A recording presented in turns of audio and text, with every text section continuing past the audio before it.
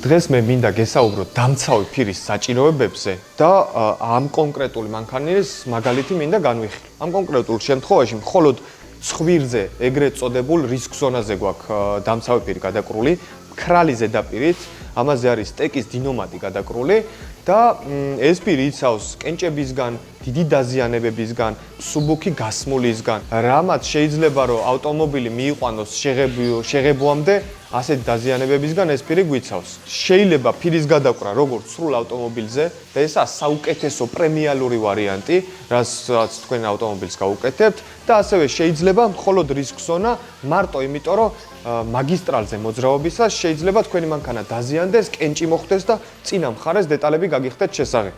თუ გიყვართ თქვენი ავტომობილი და გინდათ რომ კარგი ინვესტირება გააკეთოთ, რომ დროთა განმავლობაში რამოდენიმე წელი რო გავა თქვენ მანქანას რომ გაყიდით, ღირებულება არ დაუკარგოს ვიზუალმა, უნდა გადააკრათ გამოყვანისთანავე დამცავი ფირი.